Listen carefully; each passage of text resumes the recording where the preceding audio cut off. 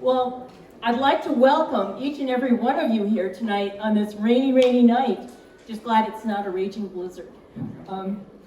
Jim Ladegard is here to tell the story of Dickinson County's very own in cold blood story. Jim has done this a few other times around town and to rave reviews. So we're really pleased that he's here tonight.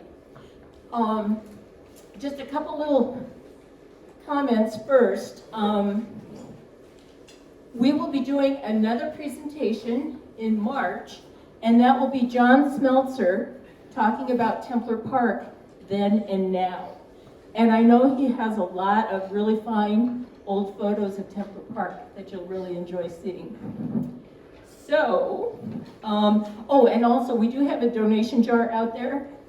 We'd like to keep doing these programs. They're hugely popular, so if you can drop a few pennies in the box, that would be great. None of that goes to me, by the way. So that'll raise my... It has been really fun working with Jim Ladegard. If you don't know him, he has lived here in Spirit Lake since about 1948. He was an attorney in town for 36 years, from 1970 to 2006. And he became fascinated with the case of the Raebel murder, which took place on the banks, on the west shore of West Okoboji. Jim grew up, or lived for a while anyway, neighbors to Esther Raebel, the wife of Robert Raebel, who was murdered. And he also worked with Ken Welty, who was an attorney on the case. So that whetted his interest. So if you have questions, just raise your hands and ask. And be prepared for his very wry sense of humor. Well, that's pressure, right? That's real pressure. I'm going to turn this on, haven't I? Yeah, it does. Can you hear it okay? Yeah. All right. Can you see the screen okay? No, I'm standing there. I can't. How about there? You just have to point it straight at your mouth. Yeah. Okay, I need to be able to see my notes here, or else I'll do the wrong presentation. You need lights? Just something so I can read. You want my phone? Just something a little bit. So That works. I don't want to ruin it. Can you still see it okay? Yeah. That's fine. Yeah, light's fine. We can see. Can you see that okay now? Okay. All right. Well, thank you for coming tonight. I look out there and I see most of your friends are familiar faces, and I'm glad, because if the booing starts, it's going to kind of hold it down. So. I have a friend who always says, "I'm going to tell you something interesting at the start of the story," and I say, "I'll be the judge of that." So I want you to know that at the end I'm going to ask you, was it interesting? And then you'll be the judge if you're still here. If you're still here, well, then I'll know that you were interested. If you do leave, don't leave in big groups, please. Just kind of just dribble out once in a while. As the story said in the paper, I lived in a neighborhood of where Mrs. Raebel lived after the murder, and after she moved and sold the resort. And I don't know exactly which house she lived in, but I know she was a neighbor, and I know my parents told me about this as a woman whose husband was murdered. And I was 6 years old at that, in first grade, so it didn't mean that much to me. So what? Somebody got murdered. So I really couldn't say I had a relationship with her at all, but I knew that she lived in our neighborhood. Then I went off to college and law school and came back here and practiced with Ken Welty for a couple of years, from 70 to 72. And when I practiced with Ken, he got talking about the Raebel one day, and he told me his experiences with it, and I was fascinated by it, and so I constantly had that in mind. And as I practiced law, I read a lot of abstracts for people, and the abstracts said Esterville Beach, now Raebel's Beach, or it would say Raebel's Beach, formerly Esterville Beach. And so I saw that name, and I had assumed from seeing that name that was named after him after the murder. But it turns out that was something that was done before, which also strikes you to show you what kind of neighbors they thought that he was. That the whole community agreed that they change the name of the resort and the name of the plat from Raebel's Beach, or from Esterville Beach to Raebel's. That kept it in my mind as I'd see an abstract coming through, and kept it in my mind. And I thought, well, as I retired, getting close to retirement, I thought I would like to learn more about that. And I thought, well, the only way to do that would be go down and sit in the Beacon office and ask to thumb through all the newspapers from that period of time. So I kind of planned I was going to start to do that, but the three elements of technology changed that. As I got closer, one of the elements of technology was the computer. You've heard of that, all the computers. You're very familiar with that. And then the second one is the internet, after Al Gore invented the internet for us.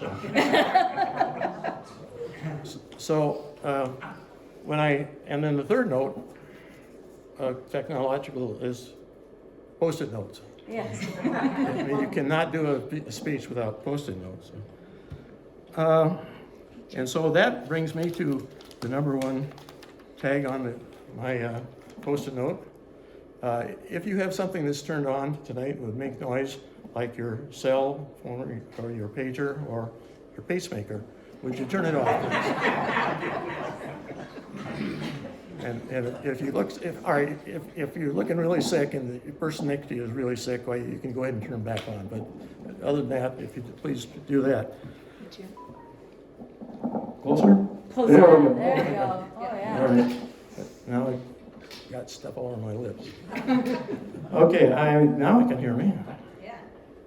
Okay, on this December 16th, 1944, and this is on a Saturday, Bob and Esther Raebel decided to go to Spirit Lake. Now they owned the Raebel's Resort we've talked about. And it's out where the Landings is now and where Girk's Resort was for many years. And that's better. And so when they went to Spirit Lake and when they got down, they probably had read the Beacon before they went in town, and the Beacon would have had several things that they would be interested in. For example, the Beacon pointed out that let's see, where is this here?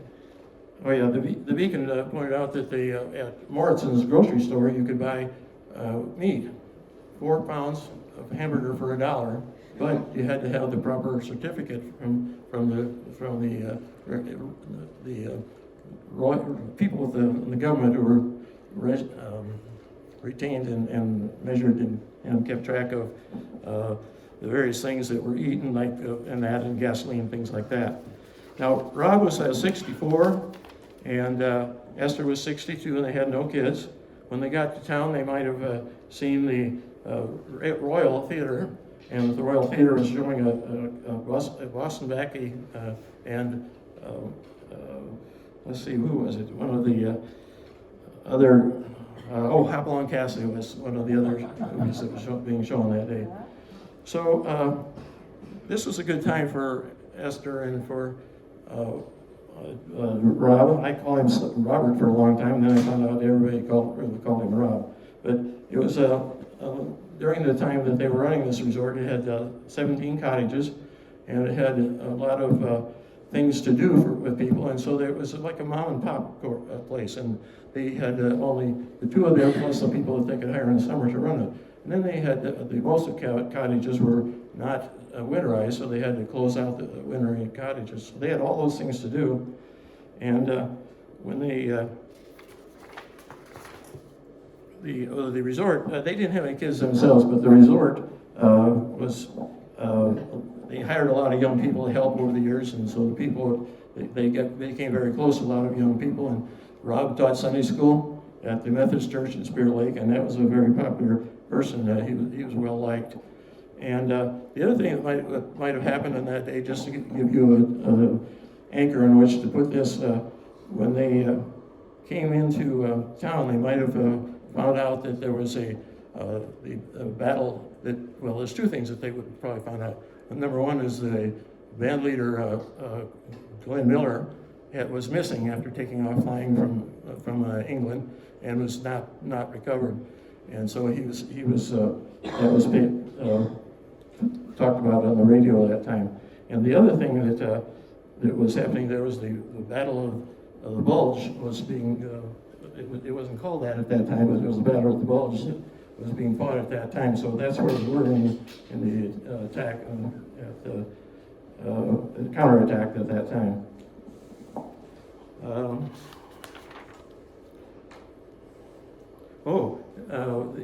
The Bevan's drugstore was advertising in the Beacon Christmas cards for 5 cents a piece. And so that might have been something that interested them, and they probably did some shopping there because they had planned for the evening to write out their Christmas cards.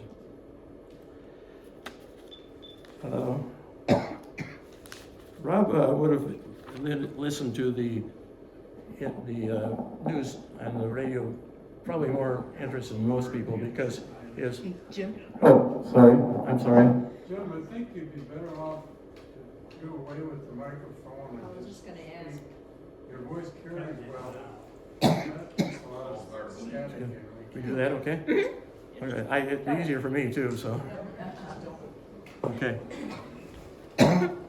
That's also, I can pick up my notes here and see them. So thank you for talking my keepers out of using So Rob and Esther came home. I started talking about Rob. He was a well-known citizen. He was on the ration board. And he, on the ration board, was charged with the responsibility, of course, of issuing ration stamps and certificates. And the other people on the board were Fred Dowden Sr., Harry E. Neri, Bill Neal, who was the owner of the Antlers Hotel, W.F. Barrett, who was Barrett was across the road in a pool hall, and of course Marie Barrett's father, Rusty Furman, who was the county engineer, and then K.B. Welty. He was on the same with those people. So you can see that he was well liked because that's a list of people who are well respected in this community. They got home about 5:30, and of course it was dark at 5:30 because that was right around the winter solstice. So they came in, parked their car in the garage, and they went on to the house. They didn't notice that there were 2 men who were watching them. They were keeping an eye on them the whole time. So they didn't know that, but that's what that foretold their future. Philip was born, Philip Heinstein. Let's go to some pictures here, some new pictures. There's a picture of Rob. Can we focus that? Is that out of focus, or is that the picture? That's the picture. Or is that me? Painted glasses?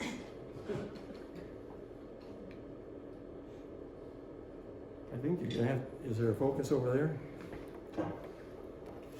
There we go. There we go. Let's go back. Can you back Yep. one of them? That's Robert. Okay, this is Robert Reeves. I suspect, well, it's not the same picture as the one you've got here, but it's that was the cottage that they lived in. That's Rob standing out front. Okay, can we go to the next one? And that's Rob and Esther. That's one of the cottages that they're taking care of. And next. This is Esther, and I think it's interesting. This is during the war, so you're doing a lot of things like concrete to put sidewalks in. You can see the concrete is either pretty well chopped up or it's some plywood, things like that, because it's not a fancy place. And it's inexpensive. It's towards the end of the World War II, but it's also towards the end of the Depression. So, the next picture, please. And that's another picture. They sold Western that's the wrong way. Western Union. They sell Western Christian. So you could measure, or you could send out pictures of your money. Okay, we can go to the next one.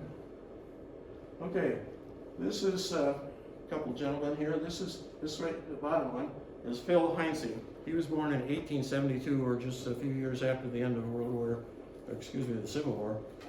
And he never learned how to read or write.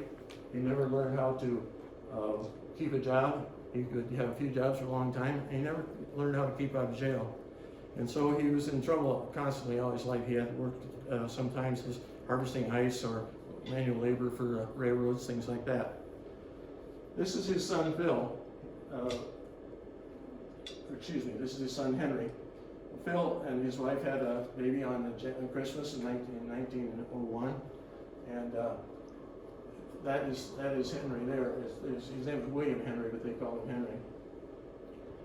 And when Henry had been born, and less than a week or two, his mother died, and so there was Phil without much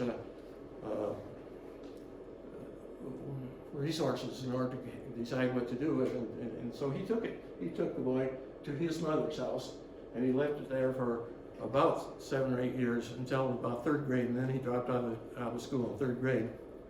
So after 3rd grade, well, he and the two of them, the father and son, just wandered around between jobs and between going and being put in jail. They were not the kind of, well, to put this in perspective, in 1930s was when a lot of criminals were running around, like Bonnie and Clyde and Dillinger and Ma Barker and people like that. And that was in the 30s, and that's when these guys were just starting to run around doing that type of thing too. So, but they weren't very good. They got arrested a lot and in jail a lot. And they finally, the big one that got him is they tried to rob the bank in Iowa Falls, Iowa. And they grabbed one of the tellers there, and they drove out of town and stole a car and drove out of town.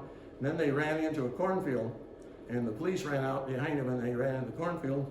And the police said, "We're going to get a gun." So they went back to get a machine gun, and they stood alongside the road, and they shouted to these guys, "If you don't come out now, we're just going to splatter this gun all over in the cornfield."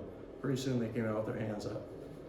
So they, in 1931 is when that happened, and they went to court in Iowa Falls in the county there, and they went without names, and I mean that, or without names. They lied about what their names were. Henry used the name Baker, and Phil, used the name of Smith. So they went and they were charged in the wrong names, and they came before the court. They pled guilty without a counsel, without an attorney asking them any questions at all, helping them at all, and they pled guilty under the names of Baker and Smith. So when they got out, they wouldn't have a criminal record. It was pretty slick. So and they got paroled after 10 years. They got 25 years. They got sent for 25 years in prison, but they got paroled around 1941. Now, going back to 1944, the day that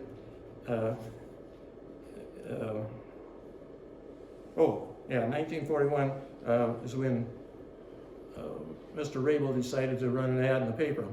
And so he wanted to run an ad that would say, well, I won't tell you what it would say to start with, but the first thing he'd do is he'd pick up the phone and call the Beacon, and they'd say, "Number, please," and he'd say, "I want the number for the Beacon." Now, it was an easy number to remember because the telephone number for the Beacon was 1.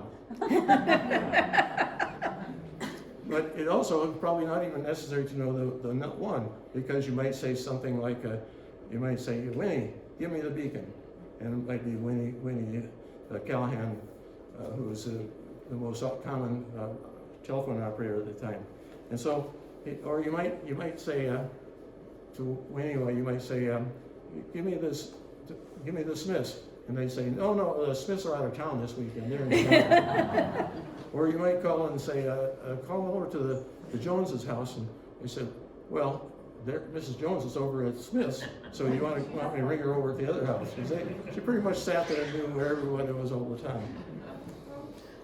So anyway, he ran an ad at that time, and his ad, I like this ad. It would not be legal to run this ad at the current time, but the Beacon ad said, "Wanted man and wife, or mother and son, or father and daughter, to work at summer resort beginning April 1st. Free cottage with electricity and garden. Contact R.W. Raebel it was an action, of course, that would have terrible consequences down. In Spencer at that time, in the Royal area, Henry had been working for several years as a farmhand, and somehow he learned of the ad that was in the paper, and whether he found it himself or read it himself or somebody told it to him, but he had a girlfriend at the time named Alice Thomas, and who he referred to as his housekeeper. And what somebody wrote a letter identifying themselves as Mr. and Mrs. Heinstein, and that they responded to that advertisement. And so they identified themselves as husband and wife. I didn't think they'd pass for father and daughter. So Rob sent him a letter, and I like this letter.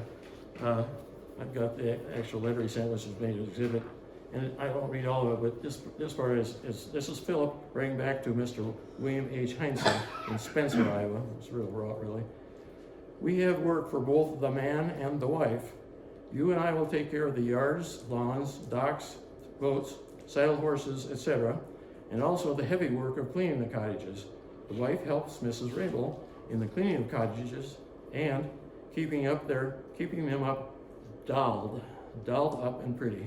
I think this is a charming word.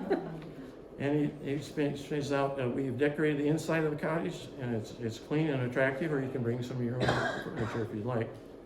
And then he says, we'll pay you $100 a month for the both of you, and you can call us on a reverse call, which I assume he means a collect call, which was a big deal. You remember collect calls? Mm-hmm. So they started working in the early spring, and while they were working, a visitor came, and the visitor was William Smith, Henry's father. And he wasn't there very long, nor were Henry and Alice. Now they left within about a month or so, maybe up to 2 months, but it wasn't clear why they left. And one thing that I think of is, first of all, I don't think they're very good workers, and a good German immigrant like him was a hard-working guy, and he expected that from his people, I'm sure. The other thing I suspect is they found out that they weren't husband and wife after all, and the Raebels, well, they were good Methodists, good Christian people, and I'm sure that wasn't something that they, at that time of life, would have wanted to have living in cottage together there. So they left, and Henry had a car. It was left at a Chevrolet station here. It was not being operated, and so he left, and where they left and how they got where they were is not known. But Philip and Henry wandered around in some of their usual haunts of places where they'd steal things from people, and they got to Quincy, Illinois, and there was a shoe factory there, and at this point, Henry is not with Alice anymore, as far as we know. But when they got there, they found this shoe factory, and the shoe factory had a job available for him at 40 cents an hour. So he was pretty excited about taking that job, I'm sure. And he took the job, but that took the job on Thursday of the week before the Monday, when the Monday was going to start. And so they had this time, and they didn't know what to do with it. So somehow they decided they could do something or productive coming back to the lakes area. I suspect that they planned on come up all the way to Rob, but they never did admit that that's what robbed the Raebels. So what happened is they got on a train in Quincy and came through Des Moines, Fort Dodge, and Spencer, and when they got to Spencer, and then they came to Spirit Lake. They came to this resort, this depot right here that we're sitting in. Now, when they later gave their confessions, one of them claimed they came up on a bus, and one said that they came up by a train. But I think it's probably both on the train, because although neither one of them were very reliable, Henry is one that said they came up on a train. So they pulled into town. They pulled in town on a Friday morning, and by the way, that line had a turnaround out here, just out in the back area, and a lot of you remember that. And so that was the end of the line for the train that came this way. And so they didn't know it, they obviously didn't know what to do for a while. So they decided to, this was on a Friday, they decided to walk out to the resort, to Raebel's resort. And they started walking out, and they got out about to where's the entrance into Jefferson's zoo is, and they were standing there trying to decide what to do. About that time, Harold Henderson, who you probably know, he's passed away, Don Henderson's brother, he and some other friends were coming home after school, and so about 3:30, 4 o'clock, they saw him walking out there, and they were kind of the persons that would attract your attention if you saw them walking along the highway. So, but they appeared to be turning around at that time. So they turned around and came back to town, and then they went to the Antlers Hotel. Now they didn't have any money to pay for a room at Antlers Hotel, even though they were probably $2-3 a night at that point. But they slept in the front hallway of the Antlers Hotel that night.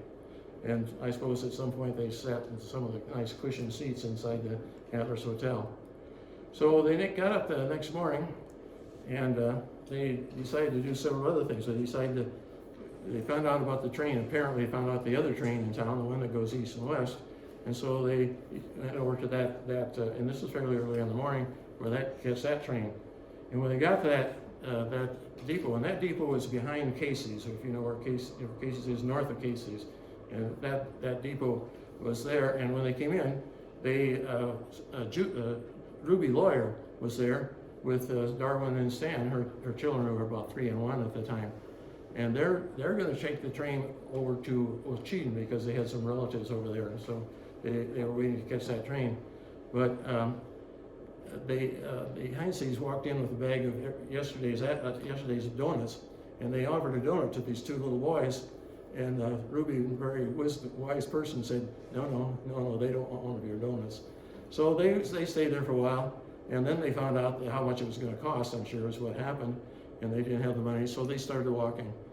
And that would have been sometime in the morning of the Saturday, the 16th.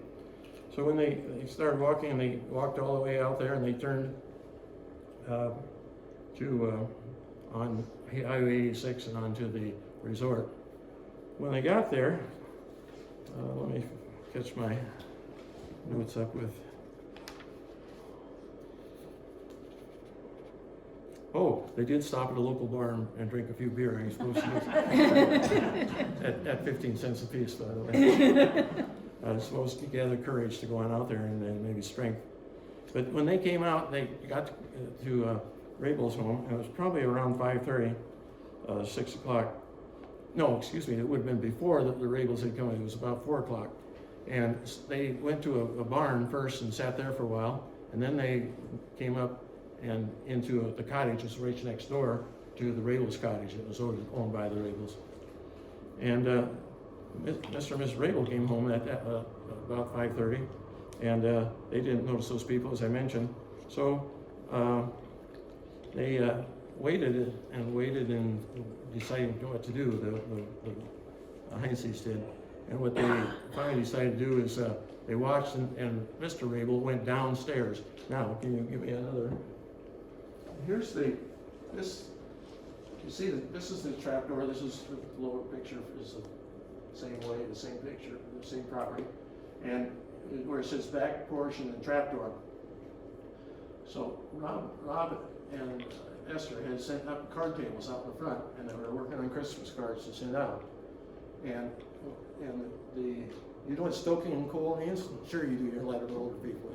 So it was getting cold out there in the house, and so Rob decided to go downside in the trapdoor and stoke coal in the basement, the furnace where they heated the house. And when they saw him in the next door, over the house over here, when the Heinsteins saw them going down, they decided this was the time to act. So they walked in, and they stood behind the trapdoor, and the trapdoor and the steps went up, and you can see they entered in from the right-hand side, and also it leaned up against the wall that way. So when they stood there, and when he's walking, when Mr. Raebel is walking away from them, they came in that door and they shot him. Henry shot him, had one shot on a .22 pistol, one bullet on a .22, which is a very small pistol, bullet and pistol, and it struck as a perfect shot, struck through his neck and down into his chest and into his heart. Now, it would be a rare time when a person would die from a shot like that, but this was a perfect shot. And what Mr. Raebel did, you can see where his path went. He came on down the door, he came around, he obviously went past the two Heinsteins and went through the kitchen, went out. And of course, I think he was driven by the desire to protect his wife and to see to make sure she was okay. And anyway, he ran out there and he fell down. And you see where the Raebel's body is on the X. And we're going to talk about the telephone in a minute. You can see where that line is for the telephone for the house. So these two men are running in. They shot him already. He's struggling, he's in a mortally injured. And they just yelling at him to give us all your money. And Esther jumped up and she got their wallets were on a table somewhere. And she took the money out of the wallets and gave it to the two guys. They said, "Where's the rest of your money?" Because that's all we've got. Now they thought they had a lot of money because they saw probably a lot of deposits coming in the spring when they were working there. But there was very little money in the house. It's believed that it was between $40 and $50 is what they stole that day. So Esther went over to try to help Mr. Raebel. And as she did, they followed her. One of them had a billy club, which we'll see later. And you see there's a entry there, secured hammer here. And there apparently was a hammer there. That was never used as an exhibit or anything. I don't know if there really was a hammer there or not, or if these are one of these True Detective magazines, and they kind of do what they want to do. And so it may or may not have been a hammer there. But anyway, they went over and struck Mrs. Raebel and struck her repeatedly, and then they struck Mr. Raebel also. The fact that they struck him led the officers and the doctor later to not know that he'd been shot before, because he'd been bludgeoned as he was moaning and laying there. So she fell down, and then they searched the house for money, and they found no other money, we don't think. There wouldn't have been any other money. And then they jumped in the car. They knew where the car was. They jumped in the car and headed back out away from there. And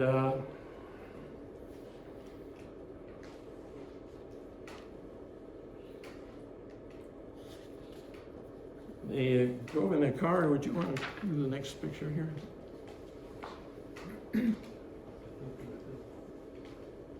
One more? Yeah, one more, please. Let me back up. I'm sorry. That's what they looked like when they're right there. That's what they looked like when they were arrested. And then this is from one of those magazines. And the wording in those magazines it's all trying to sensationalize something. So now we can go another one, please. So Mrs. Raebel crawled, or some way made her way over to that telephone, and she called, and the person who was on duty that night was Winnie McCallahan, or McQuirk McCallahan. McQuirk is was her middle name, or not her middle name, but her unmarried name, previous married name, and he was the sheriff in town. So what she did was she picked up the phone, and Winnie came on, and she mumbled some things, and Winnie couldn't figure out what she was really talking about, but finally made out that the two men had broken in and stole the car and had beat both of them up. And so Winnie did not want to. She wanted to keep her on the phone, but she was nobody else in the office at the time, at the post office, or at the telephone office. So what she wanted to do was keep her talking, and so she called her sister, Rachel Carpenter, and Rachel Carpenter was at home that night too, and her husband was in the armed services at the time, so was not living at home. And she told her what was going on, and she asked her to talk to her and keep her talking while I get her help. So Rachel listens to her and talks to her on the phone, and she hears what's going on. And then the next thing she does, as Winnie did, is call the sheriff's office, and there's one policeman in Dickinson County. Thank you. That was the sheriff, and that was Joe McCork. Oh, my compliments. And so she called him and told him that he was needed out there. And then she called Phil Scott, Dr. Scott, who, I don't know if many of you remember him or not, but he was a doctor with Rodway for many years. And Dr. Scott came out immediately to the site, and Alice, his wife, came with. Now that led people to believe that she was a nurse and that she'd come along to help, but she was not a nurse, and she in fact was quite frightened about being alone when she heard that there was two men that had attacked these people. And so she wanted to go along with her husband, Dr. Scott. And so when, Rachel is listening to all this. She is listening to first of all, Dr. Scott comes first, and Alice is with him. And then she hears the police car riding in the back, the siren coming in the background, and she hears her father come in. Now she's really worried because she doesn't know if there are more people, that she, you know, if the danger is over with or not. But she listens the whole time, and she can just imagine what she's seeing. Her father's there, and she knows the Raebels, and so she's, as Dr. Scott took care of Mrs. Raebel and Mr. Raebel,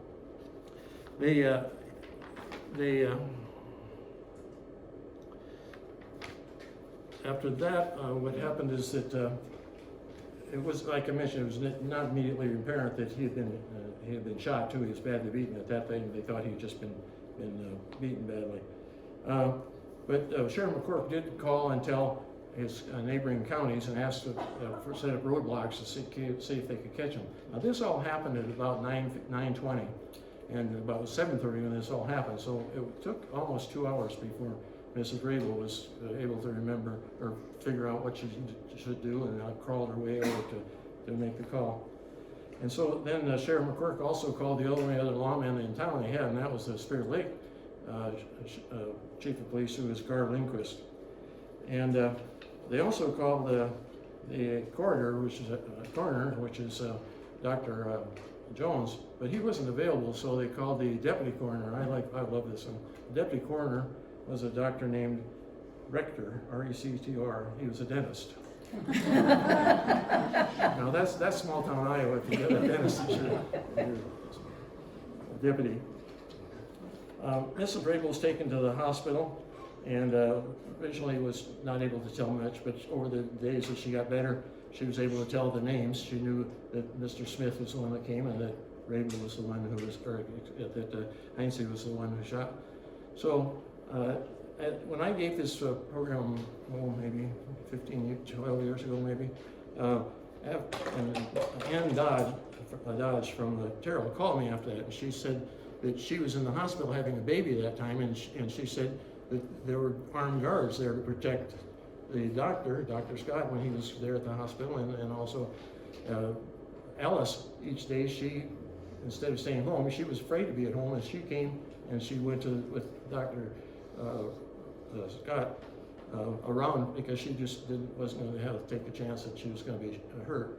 I also learned that there were some people who thought that maybe these were people from the German prisoner of war camp over at Algona, and that they had somehow found their way to come up there and were attacking people. And I don't know where they thought they were going to go to get home from Algona, and then, but and that's one of the things that's been funny about this is as I've talked at various times with people, they've always had their own stories, and it's been fun to have the stories.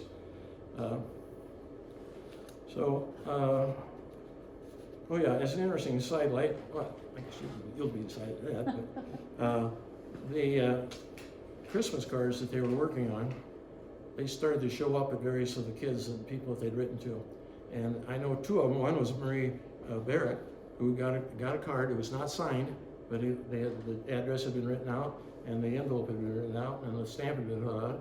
And so she figures some of the friends of the Raebels, took it into themselves to send these out. One of them went to a person overseas, and I don't recall his name, but it was a nice thing for somebody to do.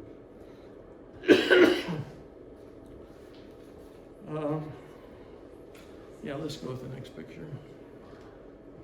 Okay, this is a picture I got from one of these magazines. Not very good taste, but this is Mr. Raebel, and that's, you can see the card tables are kind of hard to see, but he fell down by the card tables, and that's, it looks like he maybe wasn't even wearing shoes at that time. But as the note said, the gate with the hangman ends. The crimson cancer of a career of a pair of tough criminals who thought dead men tell no tales. It's nice to have Jack Bedell, by the way, who saved those for me and gave them to me, and I made copies of the things that were relevant to me. So, let's move to the next picture here, please. They went down, the two Heinsteins went down to Storm Lake, and they parked the car on the street in downtown Storm Lake, and they walked over to the Boss Hotel. And you see that they have a PH, Phil Smith, and the WH. Now he's back. He's never used Smith before. He's used Baker and he's used Heinstein, but now he's Smith. And the rate was $2.80, 2 persons, room 102. Did you want to go down there sometime to stay there? It'd be kind of fun. Here's a stamp. When they arrived, 10:36 on the 16th, and the next morning they checked out at 6:29. So let's go ahead to the next one. So what they did next is they sent out a wanted bulletin, and this is kind of got some really interesting things, I think, too. This is, notice first of all, they think he's really is W.H. Baker, and his alias is Heinstein. And as you see, his age at 45, his height was 5 feet 5 inches tall, and his weight was 123 pounds. So he's not a big man, and I like to compare that. And then Mr. Smith, they still don't know who he really is. And you see these pictures, you've seen them before, because that's the picture I showed you before at the beginning, but now I found this information. So he's 5'8", and his weight's 132 pounds.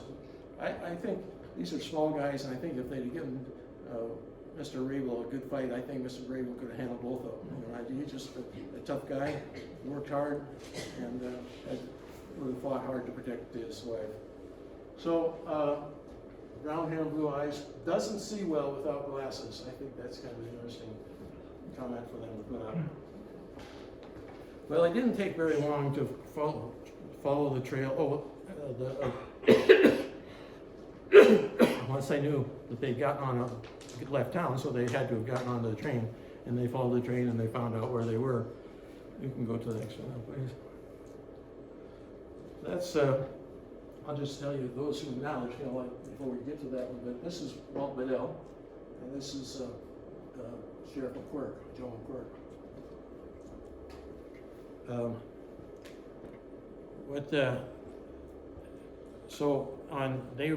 They were located on sometime in January, about the 6th or 7th of January, in a place in Illinois, and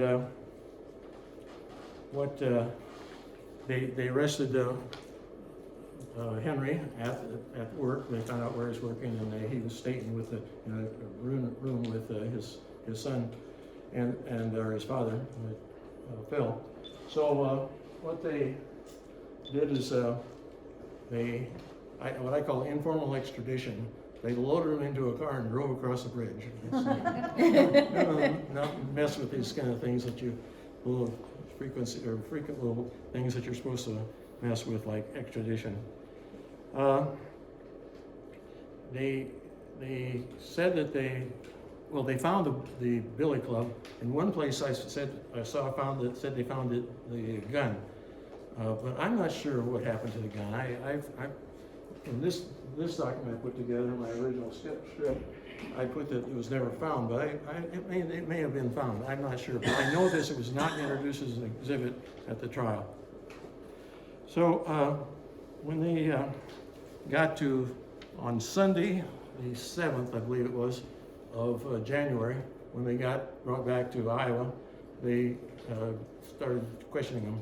And Phil held out for 40 minutes before he agreed to sign a statement.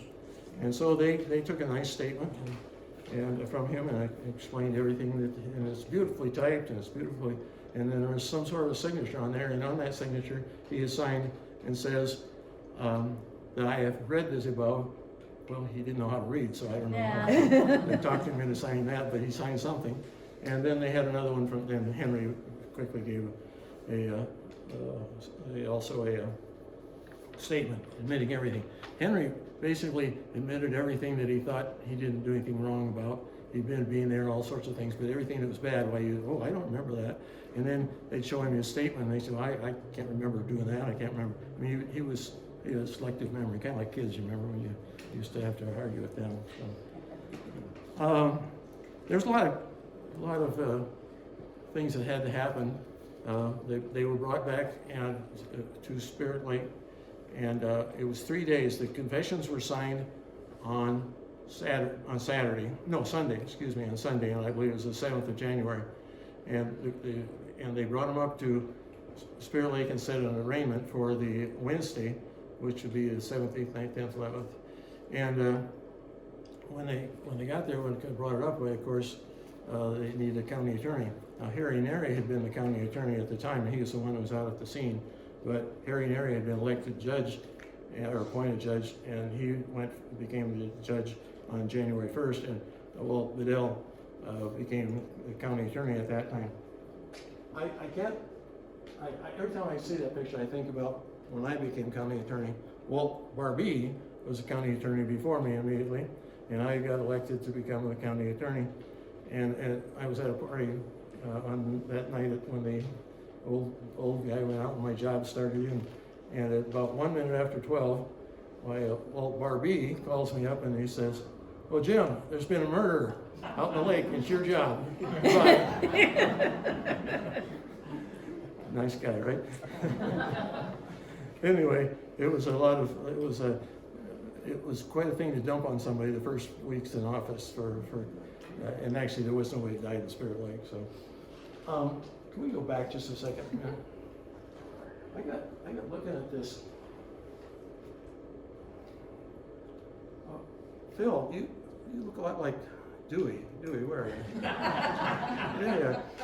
Are you related to the Heinsteins? No? You look just a splitting image. I just never. I'm sorry. No, I'm not. I picked you because I know you can take the jokes. Okay, let's go ahead to this. So, this is taken the day of the hearing is going to start. And so what's going to happen is on Wednesday morning, and Doyne Hummel worked for Walt Bedell's, and Doyne spent all day Monday and Tuesday typing up the information, what they call information, the charges with summaries of all the witnesses and what they're going to say. And so on Wednesday morning, Judge Hudson was from Pocahontas, I believe. Now, technically, Judge Neri could have tried it, but that would have been a clear conflict since he'd been out there anyway. And we have judges rotating through the judicial district. So Judge Hudson came up, and it was spread around town that they were going to be handling this at 8:30, 9 o'clock, I don't recall which exactly. This is a story I really love. So the room is full of people, the courtroom is full of people, and the judge opens up the court at around 9 o'clock, and he said, "Do you have an attorney to these two gentlemen?" And they said, "No." So I'll appoint you one. So he picks up the phone, he calls Ken Welty. Now Ken Welty is sitting at his office at 9 o'clock on a Wednesday morning, and here's the way I vision it. This is I like to imagine the way he's doing. I like to see him, like Ken's sitting there reading an abstract, and at 9 o'clock a call comes in, and the judge says, "I'm appointing you to represent these two criminals who just killed one of your good friends that you're on the parole board with, or on the board with, and so I think you ought to come right now." So Ken, at that time he was on the second floor of the bank building, which is now the YMCA building in downtown, And so there was a lot of professional offices up there, doctors and chiropractors and dentists and attorneys. And so what he did is, he pulled up, put his abstract down, and he walked up one block, and he walked in, and the room is full of people. It's full of people he knows and likes and respects, and his clients. Now, they never checked to see whether he might have had a conflict, the fact that he'd been on the coupon board. But anyway, they called him in, and they said, I'm appointing you. And so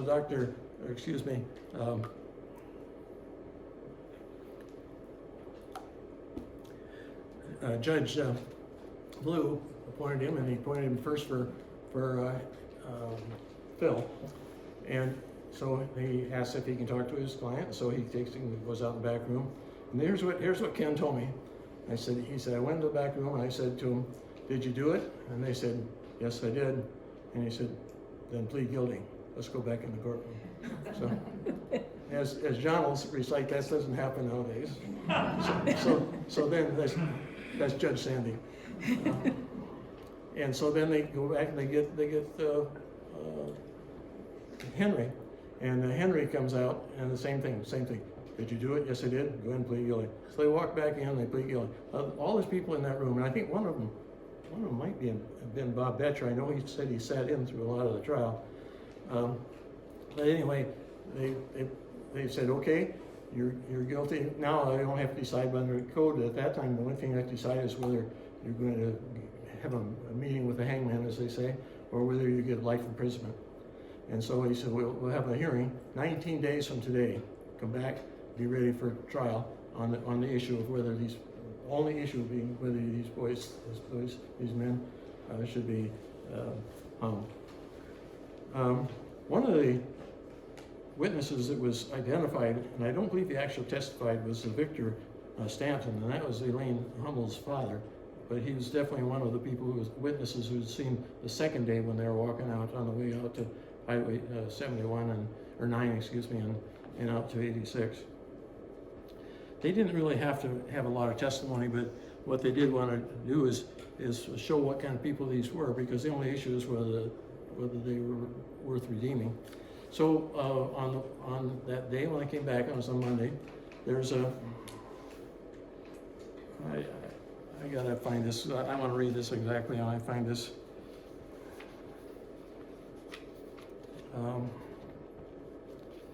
Here's what the Beacon says that they, a couple days before the hearing started.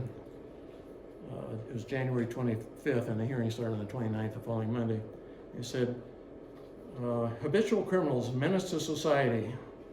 And then this is the one I really love. The story also set out that the Heinsteins were going to be, there was a reservation at the Antlers Hotel for 2 lunches, and there would be 2 tables with 6 people at each table. And what they were is the 5 guards, there are 5 guards and each criminal. And so if you wanted to go down that day on Wednesday after you read it in the paper and you wanted to see what these criminals look like, you could just stop by the Antlers Hotel. and some of you might say, well, maybe was Hazel Hollis in there at the time or not? But you could just stop by, and so that you walk in and there's the 12 people sitting in 2 separate tables. The Beacon story also said that County Attorney Bedell had spared no time or effort in rounding up of evidence to prove that these men are habitual and vicious criminals and have proven themselves to be a menace to society and should be subject to the maximum penalty. So not any worry about whether we should have a change of venue from one place to another because of any problems like that. Rachel Harpenter was planning to attend that hearing, and she walked in, and she, as she opened the door, she made eye contact with Phil, the older one, and she just felt evil coming from his eyes. Just felt evil. She just became unsettled, and she said, "I could not force myself to go in." She turned around and walked back out. A lot of witnesses were called about various things. Another one, Ellen Laudenslayer, was one of the witnesses. He had been with Victor Stanton. I don't know if that's a name that you people know, or the people who know of the name anyway. So they started the hearing, and Walt Bedell took a number of steps to take. He wanted to show that these guys are pretty worthless. They did all the basics about where they had been in prison before. All the places they did, they had certified letters from other courts where they've been, so they know all the other times they've been in trouble. They, I think we go to the next one now. No, yeah, no. They introduced the Billy Club, and that's the one that that Henry for sure was hitting the two of them with, and that was introduced as evidence. And they did a lot of interesting things. One thing I really like, though, this is on Tuesday morning, the second day, at the beginning of the day, Ken Welty asked for an opportunity to make a statement to the court. And he said, I want to open this day today with personal thanks to the state investigators. Yeah, you heard me right, investigators. That's who he's thanking. And he said, this statement, and I want to laud their efficiency. This statement is prompted by my personal feeling that when people do well, they deserve credit, and that giving credit where credit is due keeps people on the right track and keeps them from committing errors such as these two defendants have committed. Now that's their attorney. That sounds, and you know, you gotta give a cut of slack for Ken, because he's sitting in a room full of people, his friends and his neighbors and everything, and it's a terrible thing, and they've all admitted they did the killing. So they did a lot of things that were supposed to be interesting. They cross-examined felon and says, how much does a stamp cost? I don't know. I've never received a letter. Well, what happens on Christmas? I don't know. What's Easter? Well, they boil eggs on Easter. That's all I know. What's July 4th? I don't know what they do on July 4th. How many days are there in a year? 300. How many days in a week? 6. This is the kind of guy we're dealing with here. After you did ask him what the cost of a stamp, he said he didn't know what the cost of stamp. And then he said, but do you know what the cost of beer is? And he said, yeah. and he told him the 15 cents. So the same thing was happened with Henry. And he basically asked the same question. The only question, the additional question he was asked is, what's the Bible? And he said, I don't know what the Bible is. So they offered their confessions, their signed and written confessions. The only exhibit that K.B. Willey was able to introduce was his honorable discharge. Now he's given an honorable discharge in the summer of *44. Just when we needed the most money. I'm sure he was just not a good soldier, and without just getting him out of here, I'm sure he would have a medical or a history record or military record of having been doing anything important.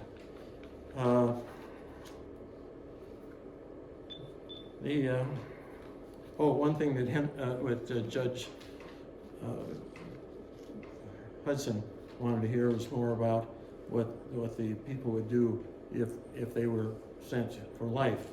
And so Walt Bedell called his wife, Virginia, Bedell was an attorney practicing law, and she was on the state parole board. And so she testified as an expert that if you got life, you may get changed. In other words, life does not mean life in Iowa at that time, and that so they couldn't guarantee that these guys wouldn't be turned loose at some point. I'm for sure he could have guaranteed that, but it's a good thing to do. So Judge, let's go to the next one. This is pictures taken. This is one estate agent, and there's Phil. He kind of looks like a lawyer there, doesn't he? I wonder why he's sitting with his hands like this. And of course Henry, and then there's Joe McQuirk. And let's go to the next one, please. This is a picture taken too, and I like this one. This is Gar Lindquist, the only other cop in town. Of course, there's Joe McQuirk, and there's Phil, and then there's Henry. and then there's the state agent there. And in the background is Joe Cork and the 3 highway patrolmen on the top. Now, one of them is Lee Holt, and I don't know which one Lee Holt is. Does anybody know which one was Lee Holt? I think the one clear to the left. I think so. The larger man? Yes. Okay, that was always my guess of maybe who he was. He, a year later, I happened to see in the paper when I was researching it that he had resigned from there and had bought an automobile dealership. And of course, he was later in the state legislature for years, wasn't he? Yeah. So, I'd never met him. Another one of those other two was Marvin Gulke, a highway patrolman from Esterville, and I don't know the other one. But here's the one I really like. See the guy right along next to Lee Holt? I think what we have here is the first photo bombing in history.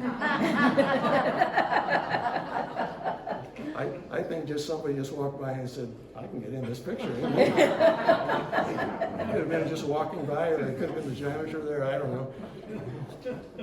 So you'll be able to, if that question's ever asked, you'll be able to say the first time photobombing ever happened is when I know all about I think it's John Woods. it. So they, after 4 days of trial, the Judge Hudson took it under consideration and everybody came back in about 10 days. And he started out praising Welty, and Ken deserved the praise he got, because he really had nothing to do. All he could do, and he didn't believe in the capital punishment, was trying to do his best to keep capital punishment from happening. But first thing, the judge said these gentlemen are both represented by experienced and capable attorney by Mr. Welding. It's not, and they are ignorant men. He finds that's a good finding of that. I got a few people I'd like to have the judge find ignorant. Anyway, he said that they both knew what they were doing and they weren't so that bad. So now, what he also said, I did not make any attempt to determine what public opinion was. That's not my job. My job is to make the decision myself, not what I think people are going to be thinking. And it's his responsibility. Now, the state law at that time said that if a person is sentenced to the gallows you have to, it has to be more than 12 months and less than 15 months. And so Judge Hudson said he should be sent to the gallows, and set it for 13 months from that time, so which put it into 1946. And he ordered that they be sent to Fort Madison. And I went through some of the financial records there, and I found that Judge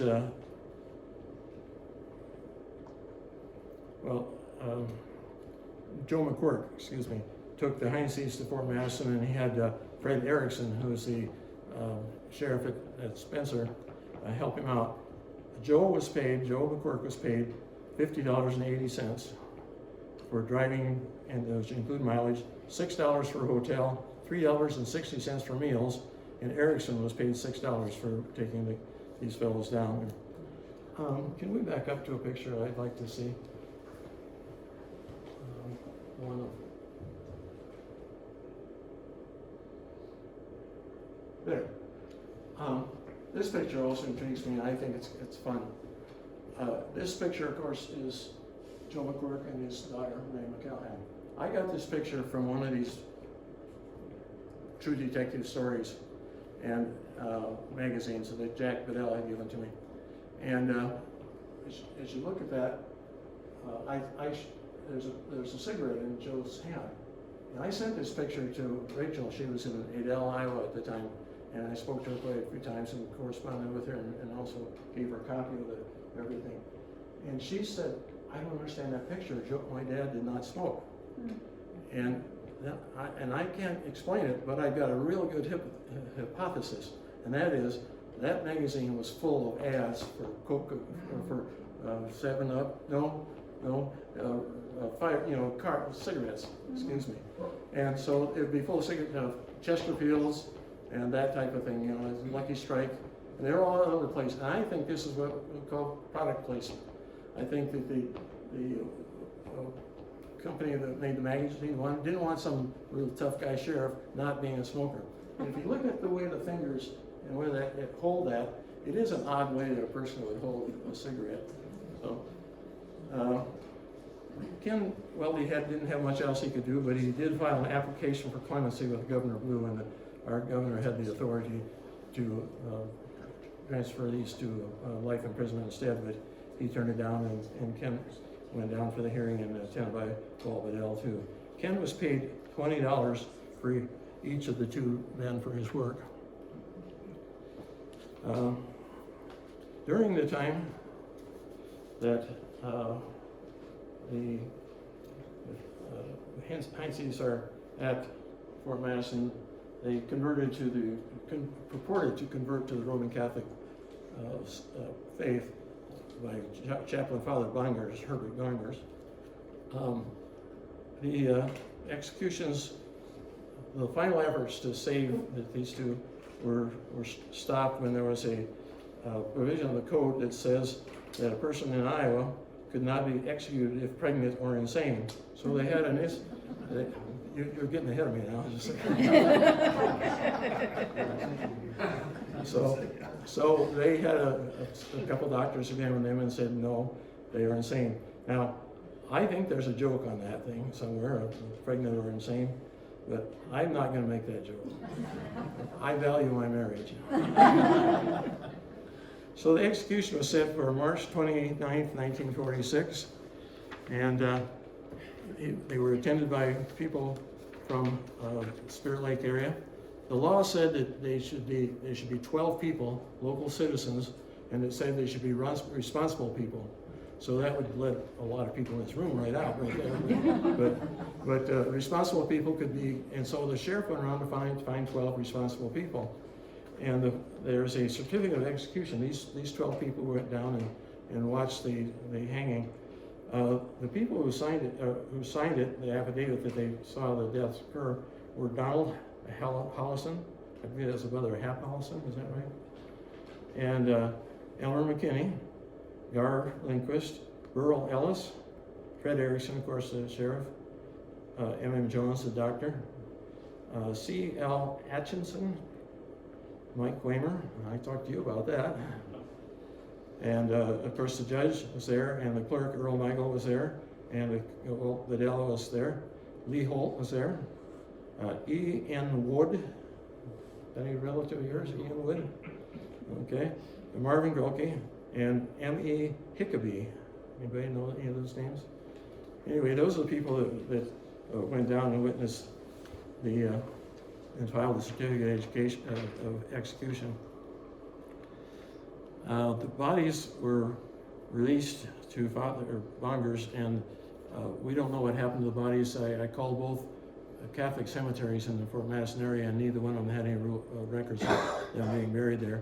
And I called the Fort Madison warden's office, and they said many of those people who were buried with unmarked graves right on the site at Fort Madison.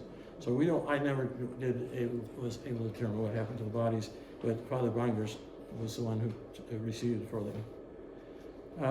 This was a big deal in the national newspapers. First simultaneous hanging of two people. The first hanging of a father and a son together. It was the first hanging of a person as old as Phil was. I think he was 72 at the time. It was a Pittsburgh newspaper, which I don't know how I found that, but anyway, it claimed that the cost of their trail, the train fee was $9.86 more than the amount that they stole from the Raebels. Mrs. Raebel was asked about her reaction, and she said she had no hatred for the Heinsteins, which I thought was a remarkable a statement to make. 2 ropes were used, and what happens on the ropes is when they built the gallows, they built 2 of them so the ropes for the levers could be handled just by one person, because the state law said that the sheriff of the local county is the one who had to pull the lever at that time. And so what they did is Joe Quirk got up there, and they they were given hoods and they were given an opportunity to say if they wanted to. And let's go on to the next picture.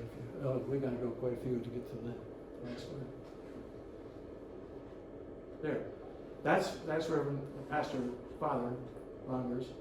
And this is one of the wardens. This was actually assistant warden. And one time I gave this, somebody came out of the crowd and told me what his name was, and I didn't get that down. But that's one of the assistant wardens. And of course, the two people who were about to be executed there. Now, I think this is probably the first time they ever had a suit on in their life. They look pretty scared. I don't know if it's because of the suit and the hat and the tie that's around their neck, but and then there's two guards. So they take them out there and they get them on the gallows, the two gallows, and the sheriff pulls the lever simultaneously. They both drop down. The law said that it was 6.5 feet is how far they had to drop down, and Mr. Phil, the older one, made no movements, and she read, the lady from Fort Madison read it to me. She said that Henry, the younger one, quivered a while, and then he only after a few moments did he stop. Of course, two ropes were used in the hanging. Oh, another thing, I love this one too. Jack Bedell told me this. He said, Joe McCork had quite a sense of humor. And after he pulled the two levers, he went down and he walked up to Walt Bedell and he said, that'll teach him a lesson. Now that's kind of cruel, but it was kind of funny. The ropes, there were two ropes that were used, of course, and somehow Elmer McKinney, who's one of the witnesses, got hold of one. And I cannot confirm this, but I understand that he took it to his barber office and he put it on the wall, and if you came in to get a haircut, well, you get a story. It was a nice conversation piece to take. Here's the one that hung one of these gentlemen. The other one for Rachel told me that her dad had for a long time, and I don't know where they ultimately happened. Mike Workman and I were talking this afternoon, and at one time you saw a sack that had at least one of the ropes up up at the top of the courthouse. Is that right? In the bell tower there. Yeah. Jimmy Barrett told me about it. The bag was there. I never looked at it. Okay. Anyway, we don't know what happened to him. I did call our sheriff, and when the place was torn down, he said there was a sack of clothing and some other things, and that they were discarded. He doesn't know what happened. I don't know whatever happened to the gun. I think I don't know where it is. Esther, let me just see. Esther lived in an apartment near the courthouse for 8 more years, 7 years, until 1952 when she returned to Audubon, Iowa. And when she turned to Audubon, Iowa, she died, but not before her nephew was Byron Whizzer White, and became appointed to the United States Supreme Court. So that was her nephew.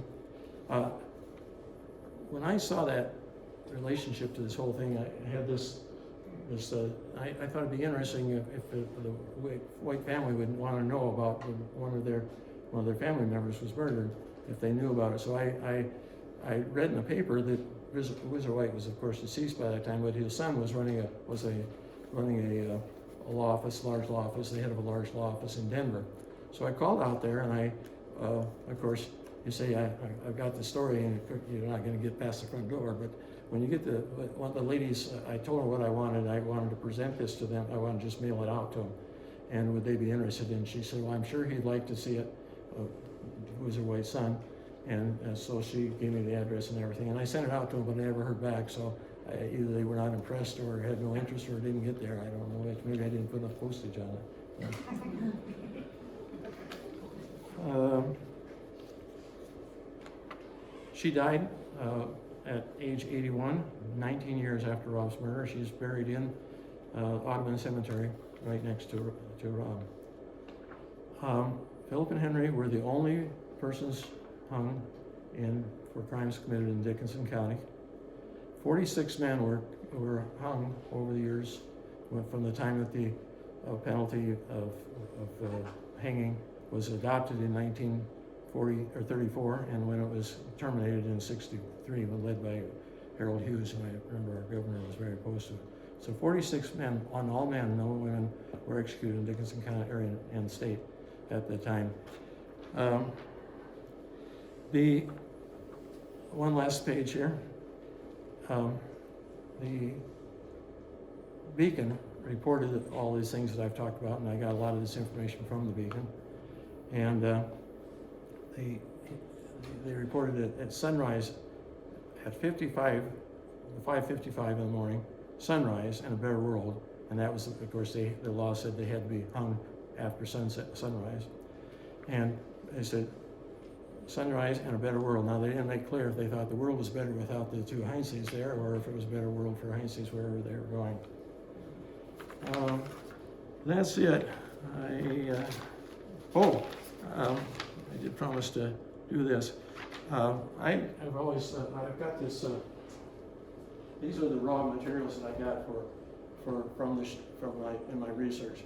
And a lot of this was done by sitting at my desk at my home and done online and logged into the Dickinson County Library, the Spirit Lake Library, and you could log in and you could search it. And so a lot of these things I found I never would have found if I was just thumbing through pages, but you could search there. And so I printed off a lot of the things that were from the, and they're all here from the Beacon. There's pictures of other things in here. Some of the evidence, like the confessions, and of course the signatures, court records. There's a picture of the state law, a photocopy of the state law, so that we can know what's going on here. And I got done with this, and this has been 12 years ago, and I thought, I don't want this to disappear. So I talked to Mary, and she's going to take it here, and I'm going to ask you to take good care of it, and if I ever we will. And if I ever get really, really bored, why I'll come up and read it over. So, We appreciate it so much, Jim. If there are any questions or comments people can add that they know of that I forgot, or Did Dirk Sam? Jensen buy the resort Yes, from yeah. them? Yeah, he paid $30,000 for it.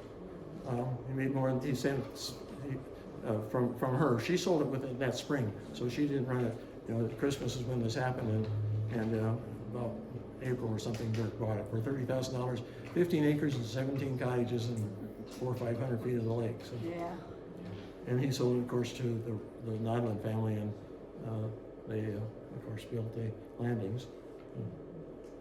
Any other questions or comments, or telling me I'm lying, I don't know what I'm talking about? Or? How did they find them in Illinois? I think it was probably just once they got to Storm Lake, they knew that they had left Storm Lake, and then they went to the people running the airport or the train, and they followed them, and they recognized them because they remembered them. They found the right people, and it took them several weeks to find the right people, but then they followed them all the way over to Moline and to Quincy. So that's how they found them there. But it took them about 2 weeks, but not a tough case to crack, just a lot of legwork. So. You said that they couldn't read or write. Well, how did they sign their name?